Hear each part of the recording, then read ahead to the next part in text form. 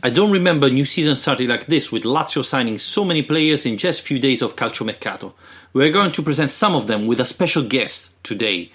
This is Lazio Lounge, the one and only podcast in English about La Prima Squadra della Capitale. But first, a shout out to our level 2 Patreon and level 3 Patreon. Jeppe, Rohde, Nielsen, Stefan Scarpulla, Søren Vesterby, OMID SHAKIBAEI, Stuart Duffy and Jerry Mancini, who joined our Patreon program last week. Remember, you can support Lazio Lounge becoming a patron on our Patreon page, patreon.com/Lazio Lounge. Membership starts at just £2 a month. It's less than a cappuccino a month. Lazio just signed one new central defender, Vavro. We honestly don't know that much, Alistair McKenzie, right? So we have a special guest who is expert of Danish football and can tell us much, much more about the new signing of Lazio. I hope I'm going to pronounce him right. Claus Rondbjerg. How are you doing? Hi, guys. I hope it's right, the pronunciation. That's okay. It's all right. It's nearly there. Alistair, yeah, it is. Can you present us our guest? Yeah, well, I'm glad you've taken a swing at the surname before I have. But yeah, Claus is the editor of Danish Footy, which is an account on Twitter and definitely worth a follow if you're interested in tracking what's going on over in Denmark. It's at Danish Footy with a Y at the end of Footy. And yeah, welcome, Claus, to the show. Thanks very much for your time. It's good to get somebody who can shed a little bit of light on Denis Vavro, who has just joined us from Copenhagen. So I guess my first question is, I'm sure Vittorio will have questions of his own, but just to introduce Vavro, what kind of a player is he? I mean, what are we looking at here in terms of a kind of centre-back? What would you say are his main kind of strengths and weaknesses? Sure. Well, to begin with, he's a very young, up-and-coming central defender from Slovakia. And I think that a lot of people will try to make comparisons to Skriniar from Inter Milan. To say that he's in the same shape as him, I think that is perhaps a bridge too far to say, but he's a very talented defender, no doubt about it. And he's a defender with a very high ceiling considering his talents. No doubt in my mind, when I've seen him play for Copenhagen, that what he can do with the ball and without the ball is actually second to none in the Danish Superliga. I will go as far as say that he was the best central defender in the Danish Superliga. I know that perhaps doesn't say a lot, but he's grown into the part in Copenhagen when he came as I think he was only 21 when he came from Selina in Slovakia. They played against Copenhagen in the Champions League qualification in 2017, I think it was. And he really showed what kind of player he could become, because in those two matches, he actually was the best player on the pitch from both sides, even though that Copenhagen progressed. So his strengths and qualities is definitely, when he's got the confidence, he's a leader on the pitch, and he's one that you'll hear the voice from him commanding his fellow players, and he's great at orchestrating the central defense. So to say he's a leader, I think that is something that he could become in the future. But he's very good with his head, very good with his feet. He finds the kind of holes that in his own defense, that he knows where to stand and make sure to intercept the balls and so much like that. So a very good defender that Lazio has bought here. One thing that is interesting to hear you say there, he's good with his feet as well. I mean, obviously he's a pretty big guy, so you don't always associate large defenders with being particularly technical. And he's likely to play on the right side of a back three at Lazio under Simone Inzaghi. And usually Inzaghi's a coach who likes his defenders to be able to carry the ball out of defence, to pick passes, long diagonals. Is that the kind of thing that Vavro will be able to produce for Lazio, do you think? The thing about Vavro is that in the beginning of when he started at Copenhagen, I think it took him like half a year, 8 months to kind of find himself in the squad and figure out what his role was. He started out almost intimidated. But okay, he was also young. He was only 21, and this was his first career outside of Slovakia. But in the 2 years he's been here in Copenhagen, he has grown immaculately. His drive, his pace, feet as well. He could well be one of those kind of players that you will see rise through the years when he comes through, because he has that talent. There's no doubt about it. He's a very talented defender, and now he needs to show it on the greater stage, if you will. So I could see him being one of those players who will make himself heard, and you'll see him with the drive with the ball. The long diagonals, I don't think though, because it's not in the beginning. I don't think you will see it in the beginning. I think you will see some kind of what we call safe football, like with the handbrake pulled, as we say here in Denmark, is that I don't think you will see him take as much of a risk. I think he will play it safe in the first half a year, perhaps 8 months, and then when his confidence grow, I think you will see that he will be so much more than he used to be. I've seen people, fans from Copenhagen themselves, say that in the beginning they weren't disappointed, but they thought that he could do so much more, because when they watched the game when he played for Celina against FC Copenhagen, he did that.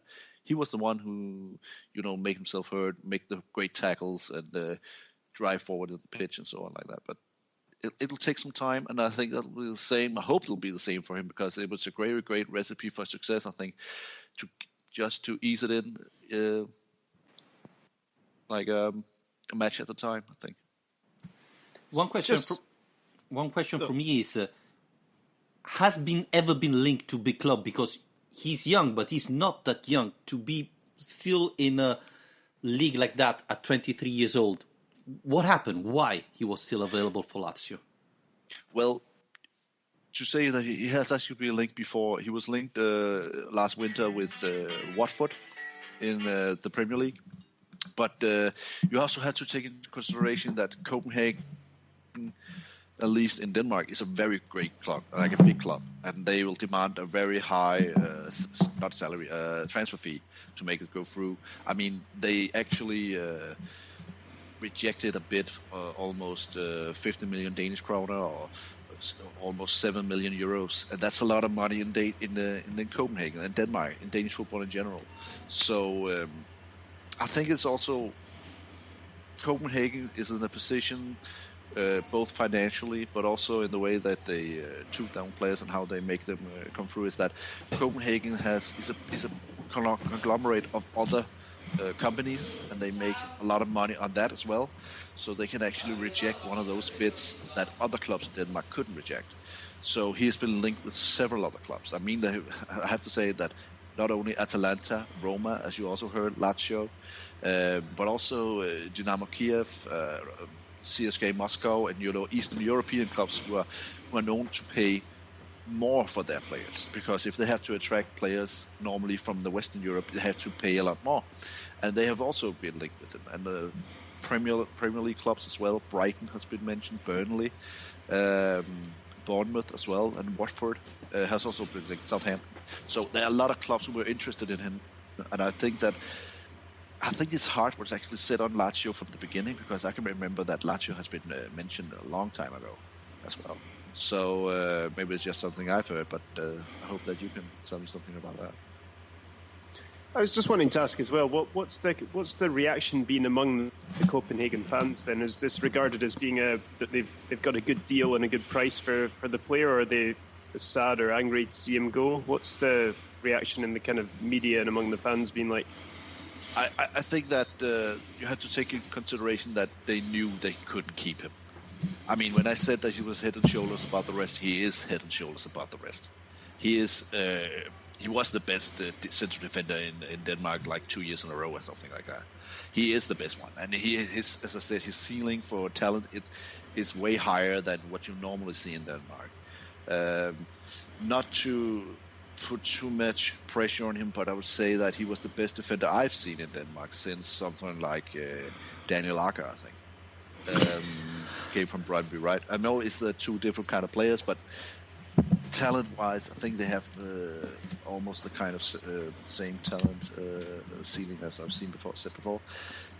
And the fans, I mean, Ståle Solbakken, which is the manager of Copenhagen, has recently said they can't keep him. They know that they will get some bids for him, and they can't keep a player like that. He is too good to play in Denmark and for Copenhagen as well. So they just want the best deal out of it. I think they got a great deal. So the fans were actually acceptable and saying, okay, that's how it is, and then they know how football is played in Denmark. Copenhagen as well. I mean, if a bigger club like Lazio comes and bid for one of their players, it's a matter of time how long they can keep him, and then they sell him. So of course the fans are sad, but they also realistic. I think they could see that, okay, this is a good deal for us. This is a good deal for Lazio. That's how it is. He will be the third most expensive defender Lazio signed after Yapstam, Sinisa Mihajlovic. Denis Vavro is going to be the third one. Do you think he's that good? And can you tell us a little bit? He takes penalty as well, which is a little bit bizarre for defenders. But he's a very good technical defender. So that's also how to. I mean, he's very, very good technical as well. Even though he's a tall guy, I think that it's amazing to see how he gets on with his feet and so well.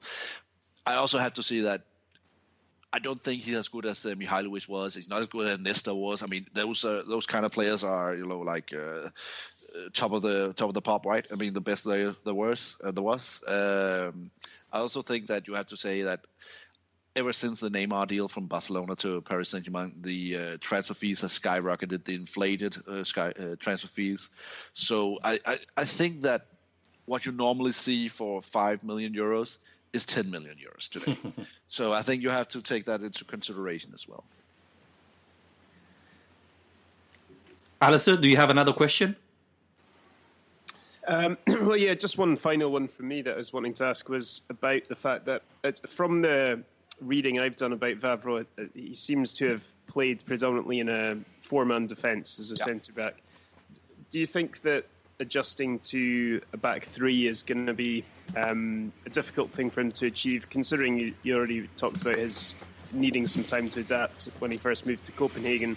How much of a difficulty do you see that being for him to change to a three-man defence? As I said before, I think it could be difficult in the beginning because I think he wants to play it safe. He doesn't want to, take the big risk to begin with. So it depends on what you actually demand for a player like that. I also believe that Slovakia actually plays with a 3-5-2 or something like that in their national squad. So I think he's kind of used to it. But then again, he's a very intelligent guy and he's a very good defender. So I think he'll adjust and adapt. But I also think that it might take some time before, say, something like, goals from him or something like that. Thank you very much, Claus. Thanks so much for joining us. It was a pleasure to learn much more from Denis Vavro. 10 million euros, third most expensive defender bought by Lazio. We really hope that he's going to come in and make a difference. Of course. I think you'll see that he's a very good defender. I also think you will see that you can see how talented he is, and he will take some time perhaps, but he will develop into a very class act footballer. Thank you very much for joining us. No problem. Take care, guys. Alistair, let's talk about Manuel Lazzari, because we've been talking about him, I think, all season long this year, talking how good it would be to have him playing with Lazio, and it looks like finally we had the deal, and now there is a little bit of setback, right? What's your thought about this? What's going to happen? Well, by all accounts, it does sound like he's still going to end up becoming a Lazio player. It just makes me extremely nervous. Any of these moments where it's all but done, but it's still not been made official. But from the sounds of things, the deal has been agreed. The financial, the way that the payments are structured appears to be the slight difficulty. But on both sides, we've had people come out publicly and say that an agreement's been found for the transfer to go ahead. So, yeah, I'm really there's no reason not to be confident of a deal being struck, but at the same time, I never feel entirely comfortable until it's actually made official. I don't know about you.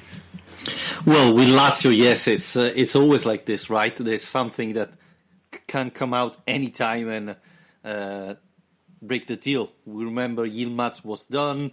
Felipe Anderson should have come in January instead of August. So there are a lot of bad memories that make us think that things can go wrong. What's your thought about Murgia? Because in part of the deal, Murgia is going to Spal. If I'm not wrong, Lazio has a recompra option there. I think Murgia didn't have that much space even this year, so for the player probably it's better. Do you think it's going to be complicated for Lazio to sign him back?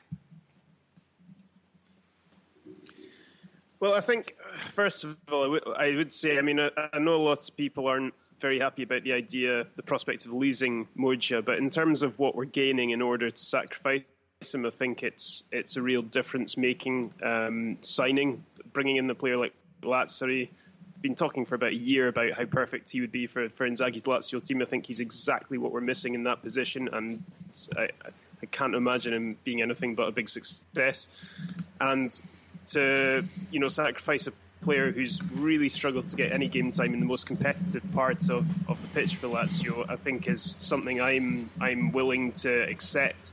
And like you say, if a buyback deal is part of the agreement, I think that's some pretty good business by Lazio. Murgia made good progress the second half of last season. I think he really impressed Semplici at Spal, and that's the reason they're wanting to insert him into the deal. And look, the guy needs to play football, doesn't he? He's not getting any younger. He's still a young player, but this is the time of his career. He really needs to be getting minutes on the pitch, and he can do that at Spal, and I don't think he would at Lazio. So I think for him, it probably works out for the best as well. Alistair, we've been talking about the weaknesses of Lazio. We said that Lazio need a Vice Immobile, Lazio need another central defender, Lazio need two wingers, one on the left side, one on the right side. With Lazzari, do you think that Lazio finally feel that hole definitely? Absolutely. As the right wing back spot, I think, like I just said, I think he's perfect. Honestly, we've got a guy who has not destroyed us financially to bring him in. The terms of the deal appeared to be very reasonable for a player who's played regularly the last two seasons in Serie A, got more assists than anyone else. One of the big weaknesses we had last season from our wing-backs was their ability to produce quality deliveries, crosses from out wide, and that's something that Lazzari will be able to supply. He's also able to play in a back three or in a midfield five or in a back four. He's been given international call-ups by Italy. I mean, this is a serious player we're talking about, and he's only 25 years old as well, so he's got his best years ahead of him still. So, honestly, it's a bit strange almost in a way to say it about a wing-back, but this is one of the most exciting signings I think Lazio have made for the last few years, really, in terms of the difference it'll make to this team, in my opinion, anyway. And one thing we have to remember, Inzaghi asked for players that was ready for Serie A, if possible Italian. Lazzari have been playing in Serie A, is Italian, so it perfectly fits what Inzaghi was asking. So this is the perfect signing for Lazio, for Inzaghi. Talking on the other side, Alistair, Johnny should be the replacement, the guy filling the hole on the other side.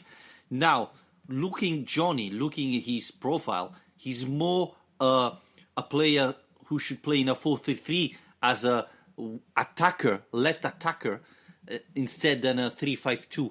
Inzaghi is believed that he can fit him in the 3-5-2, making a little bit more defensive mind. What's your thought about this? Well, I mean, obviously it's another deal that's yet to be completed, but from the terms that are being talked about, I think there's almost nothing to lose with Johnny because it's not an expensive deal. Managed to get him at the right time, but this again is a player who's come off a good season playing in a very, very high level in La Liga. So this isn't a budget signing that's I suppose budget because of the ability of the player. It's more because of the circumstances. I'm a little bit unsure about exactly how it's going to work, though, because, like you say, I think he's a lot more attack-minded player naturally. I mean, it reminds me of when we were speaking to Neil Atkinson on our last show about Adekanye and how he was saying that Adekanye could perhaps be adapted to a right wing-back role, but he'd certainly be a very attack-minded player. I think it's a lot to ask from a player like Johnny to adjust his entire game to become a wing-back after playing out wide in a 4-3-3. So, I don't know. What I wanted to ask you is, do you expect that he might also be maybe adapted in the same way that Tuku Correa was last season? And, you know, that's a player we signed who's been playing out wide as a winger in La Liga the season before, and then lo and behold, by the end of the year, he's been used as a striker or as a number 10. So do you see Johnny being used that way as well? No, I think more, if you remember, the first year of Inzaghi playing the 3-5-2, Candreva, or in certain chances, Felipe Anderson played in the midfield on the left side in the 3-5-2. So I think that's a little bit the idea Inzaghi wants to try Johnny with, you know, a very attacking, a very offensive midfielder.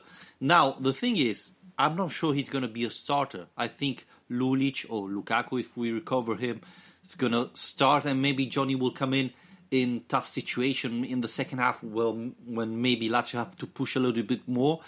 I think that could be his role, even because Lazio is not spending that much money for him. So I can see him being a sort of, you know, desperate mode solution, or when Lazio have to push a lot, maybe he can start from the beginning. But I think that's going to be his role. Well, the one thing that kind of jumps out to me a bit is that are we not just effectively re-signing Riza Durmisi? You know, we've got an attack-minded left wing-back coming from La Liga who's not really used to this league and might take a bit of time to adjust. And Durmisi, by all accounts, could be on the way out this summer. I think it's amazing that we're talking about Lukaku as being an option for the new season. I mean, he looked done not very long ago, but it appears that now he has got a future again. So how do you think I mean, you said you thought Lulic will probably start again next season. What do you think the kind of pecking order will be for the left wing-back spot in terms of first choice to, I suppose, fourth choice at the moment? Well, I think at the moment, the biggest question marks Lazio has is exactly this position and the central defender on the left side of Acerbi. That's the biggest question mark. If you go and see at the moment, Lazio on the left side has Lulic, Durmisi, Lukaku that are in the roster. Then there's Johnny's coming, Berisha eventually can play there. So there are far too many on that side. I think someone will leave. Rumors of Durmisi going to Marseille. Berisha could go back to Salzburg. But still, you have to see who's going to start. I think Lulic could be the starter.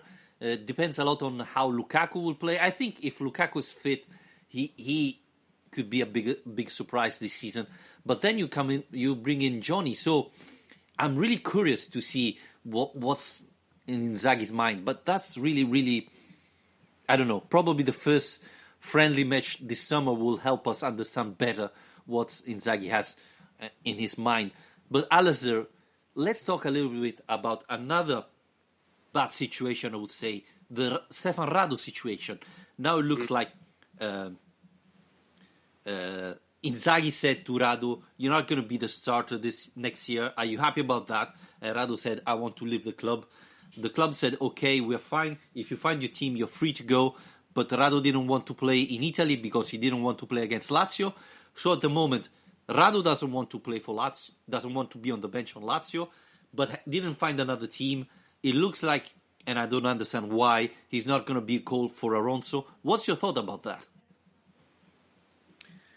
I've found it quite hard to establish any real concrete opinion on this yet, just because there's so much mystery surrounding the actual circumstances and how this ended up happening. Nobody seems particularly willing to speculate as to the reasons of this falling out. I mean, this is a guy who's been at the club for 11 years, and all of a sudden he's being talked about being let go for free. I think it's a massive shame. Obviously, what he offers in experience, in leadership, is one thing, but also it's simply a case of numbers in the squad. And on the left side of that defence, we've got no naturally left-footed players left apart from Acerbi, who'll be playing through the middle. So having Radu as someone who can alternate there and bringing in another, I think we need another left centre-back to come into that role, would have seemed like a pretty good situation to be in. And now all of a sudden we're put in a position where we're going to desperately need to replace him, and otherwise we'll be heavily relying on Bastos continuing the form he showed in that role last season, or Luis Felipe managing to adapt there as well. But neither of them are naturally left-sided. I think it's a real shame. It's not the way we want to say goodbye to Stefan Radu. So, like I say, such a long-serving player, and I just think the club, from what I've read, could have handled this better. But like I say, there's so much mystery surrounding what's actually gone on that it's quite hard to say who's in the wrong and who's in the right. And we often have read about the team has to buy more younger player, Lazio is an old team, etc. That's why Radu is heading off. But let's not forget that Lulic and Parolo are older than Radu. Acerbi is just 1 year younger than Radu. Leva is pretty much the same year of Radu. So if you're talking about bringing in youngster and let older go, then Radu shouldn't be the first leaving. Parolo should be the first. Lulic should be the second. So I really don't understand this point of view. And as you were saying, okay, you can get rid of Radu, but you first have to find a replacement. Otherwise, the numbers of central defender won't be the same like last year. I know Armin is coming in and he's really promising guy. He's really someone I'm looking forward to, but I don't think he can start and be a starter from day one. He's going to build up there. And so there's something going on, something mystery there. But it's really unfortunate that Radu has to say goodbye in this manner. Yeah, exactly. He doesn't deserve it. He really doesn't. And I think he would have been happy to see out his career at Lazio. And that's the kind of signal he's given quite regularly over the last few seasons. I mean, we should say at this point as well, he didn't have his best season last year.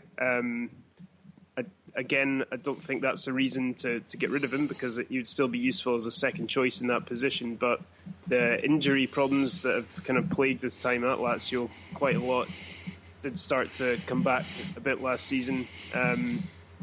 His performances weren't as good as they'd been the year before, which was, I'd say, probably the best season he's ever had at Lazio. So maybe they're seeing signs of aging a little bit from him, but even so, I think it's quite a cutthroat way of dealing with a club legend. And also, on top of that, if you're looking at getting rid of defenders in this squad, Radu really shouldn't be that far up the list when you've got the likes of Wallace still hanging around without a new club. Yes, and as you were saying, last year wasn't the best season of Radu. He got injured, but if everybody recalls, Felipe Luis got injured a lot. Bastos was out. Wallace was out. If you accept Acerbi, who is a sort of terminator, he never gets injured, all the other defenders had periods where they were out because of injury. So it wasn't only Radu the only problem there. And as you mentioned, I mean, top priority should be selling Wallace instead of Radu. So this is something I'm really. I really don't understand. Probably there must have been a fight between Radu and Inzaghi that we weren't aware, because otherwise there wouldn't be any explanation to this. But talking about goodbye, Alistair, other players left Lazio, and one of this is Dusan Basta, who everybody probably will remember a goal he scored in the derby. Yeah, exactly. Yeah, I think it's worth mentioning Basta leaving the club, because yes, last season was a bit of a disaster for him. His last game was getting sent off within the first half of that disaster in Frankfurt in the Europa League.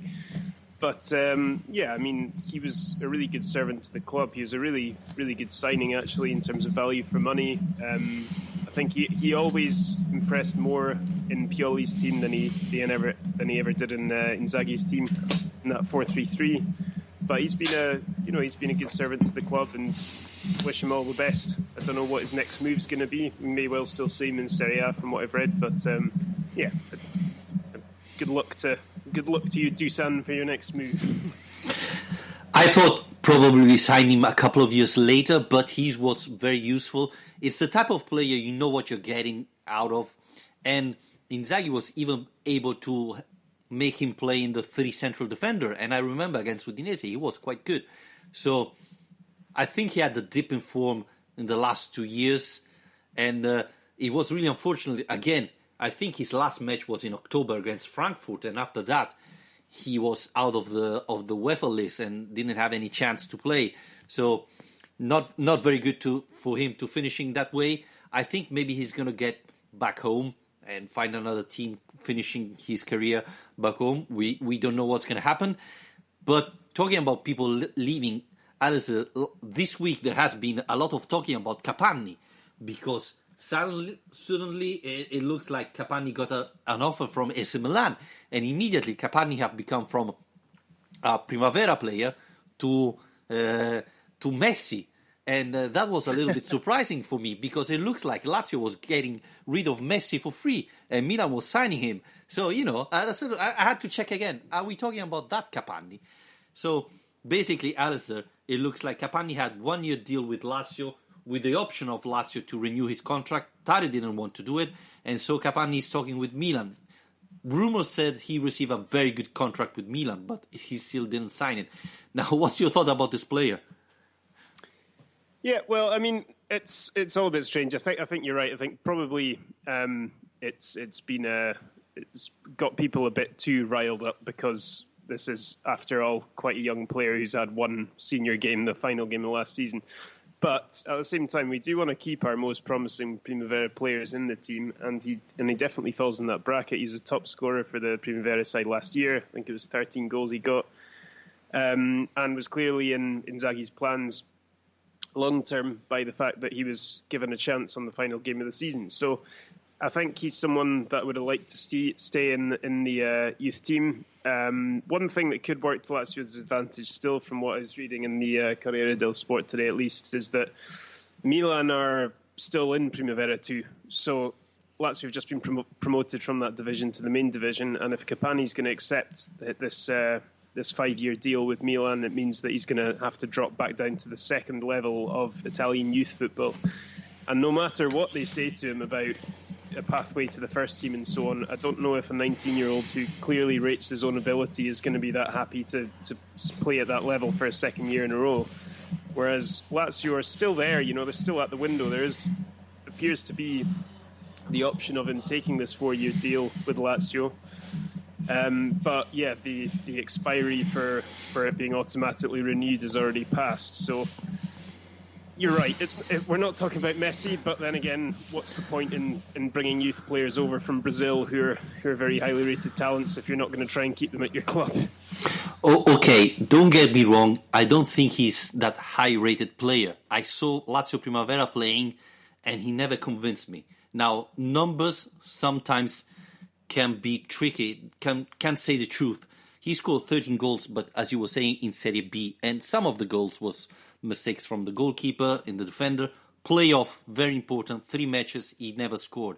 So I think he's been overrated a little bit too much.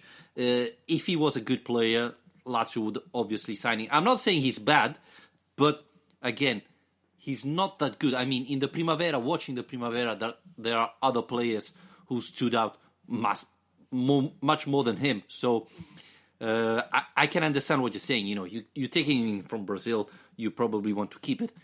But you have to remember that next year he would be a 40 quota, so he would be 1 year above the Primavera. So I don't know if Lazio is interested in keeping him playing 1 year older in Primavera, or maybe sending him on loan somewhere else. I don't know. We're going to see. But yeah, I was a little bit surprised, because it's not Armini we're talking about. We're talking about Capanni. And the other thing, Alistair, I wanted to talk to you is Badel, because Prade, who always has Lazio on his mind, said that Fiorentina should sign Badel. Now, what's your thought about that? Do you see him going back to Fiorentina? Well, this story is kind of swayed in all sorts of directions. It's kind of been, it's looked like he's going to be moving back there, and then the next day it sounds like he's not. So I think a lot probably depends on where Jordan Veretout ends up and whether they decide that Videl's the right guy to come back and replace him, or if they want something a bit more ambitious with their new ownership and so on. I think that I can imagine Lazio letting him go. Supposedly Cataldi's already been earmarked as the kind of vital lever for next season, and I think he's earned that chance because he played pretty well when he was given opportunities last season, and I think he is able to play in that role as well. Vidal never totally convinced. He had a few good games, but in my opinion, to be honest, I'd like to see him get a second season because I think that everyone generally deserves a second season. But it does just say a lot about the last season's Mercato, doesn't it? The fact that we've already talked in this podcast about Riza Dermisi and Milan Badel, and we can add Valan Berisha to that list as well, of guys who only arrived a year ago and are now being looked at as being potential ways of making some money by selling them. So, yeah, it says a lot about a pretty disastrous market last summer. Alistair, we have to talk about the new season coming in, right? The Retiro is going to start the 14th of July, Auronzo di Cadore again. And the first friendly match have been decided already. The 17th of July, there's the usual top 11 of Cadore, Lazio. Then the 21st of July, there's Lazio Tresina again at Cadore. Then the 24th, there is Lazio Virtus Entella. First big test, I would say, for Lazio.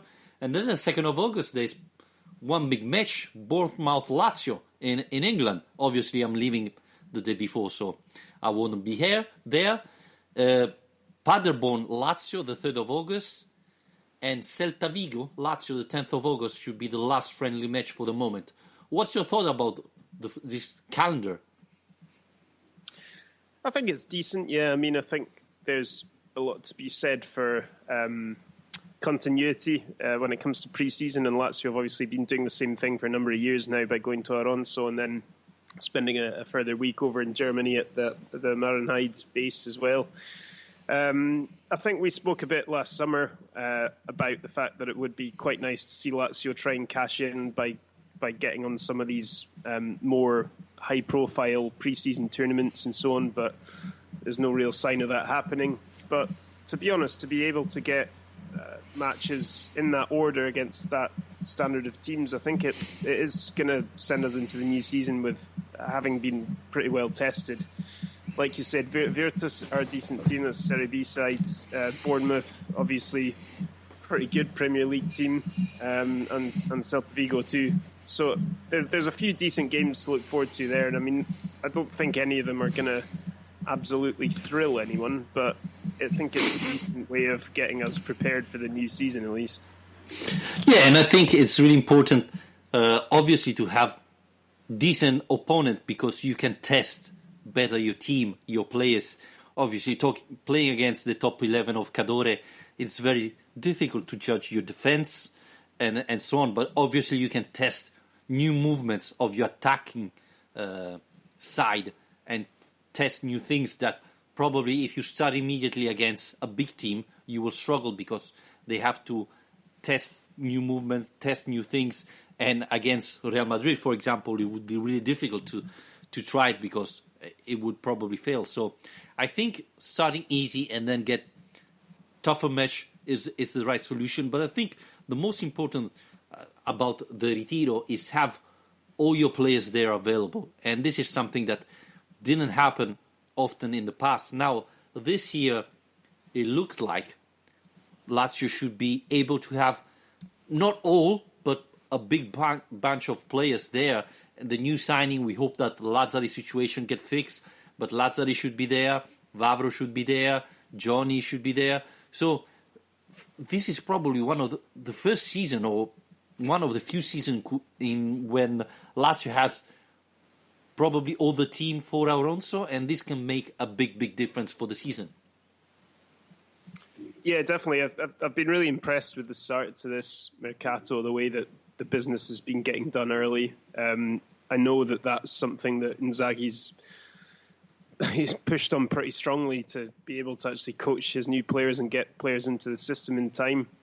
The one thing I'm slightly unsure about still, we all are, is Milinkovic-Savic or even Alberto. I mean, Alberto does sound more likely to stay now, but we've already talked about the fact that if Milinkovic was to go, we probably want him to go already, to be honest, or very soon, so that we're not put in a position where you sell one of your key players and have to bring in someone to replace him when you're already halfway through your pre-season training. But the fact that four new signings, it looks like, will be in place in the squad before they even head out to Alonso, yeah, it's a really positive thing. And given that Inzaghi's got a pretty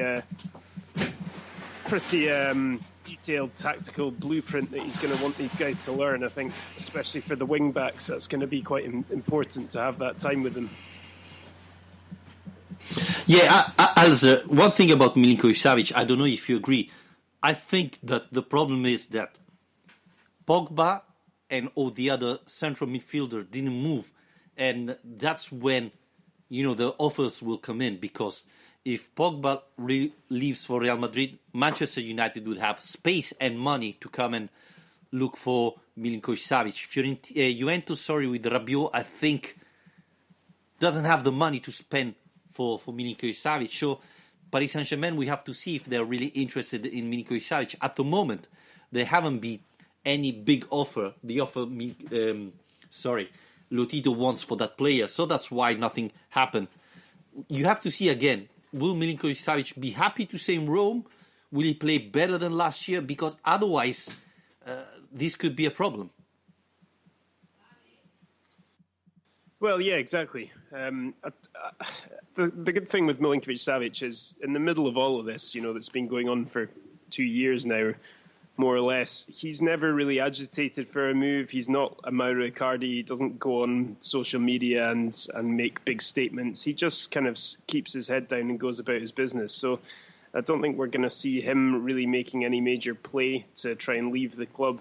I think it's really all about, like you say, this domino effect that may or may not happen. And there's a few different kind of situations in the market this summer as well, especially with the kind of strikers across, the whole Dzeko, Lukaku, Higuain thing. There's a lot of transfer situations this summer where you're waiting for one move to trigger a whole load of others. And I think Milinkovic-Savic could be one of those as well, because given his valuation and how much Lotito is going to demand for his signature, there are only a certain handful of clubs in the world who are really realistically going to be able to afford that. And then you can look around them and say, well, are they needing a central midfielder? Well, they're not, or they don't have the budget for it, or their targets are elsewhere. So, yeah, I think a lot of it probably depends on what happens with Pogba. But the idea of Tare being in London right now discussing the sale of Milinkovic-Savic doesn't appear to be true. It seems like he is in London, but for various meetings with various agents and managers. So I think people sometimes read a bit too much into location with these transfer talks in London's place for a lot of people. Yeah, it had been a mistake. I said Leeds. He understood London, so I'm sorry, guys. I had to talk with Tare. He got it wrong, so maybe next time. But one thing, Alistair, I don't know if you agree with me. I think one of the problems is Milinkovic-Savic didn't have an amazing year. If this year he plays like he did 2 years ago, then I think that next summer big clubs going to come and fetch the player, because he's been consistent. Now this year he didn't play that well, but he ended well. And this is one thing I point out when I talk about Milinkovic-Savic. Even in a year where he played, I wouldn't say badly, but not as expected, he scored in the Coppa Italia final. He scored at San Siro against Inter. He's always there in the key matches, even though he doesn't shine throughout the season. This is the difference for me between a very good player and a champion, a star, one of the best midfielder in the world. That's why I think Milinkovic-Savic is that type of player. Yeah, absolutely. And like you say, he did finish the season strongly. We saw far more good performances from the tail end of the season than the start.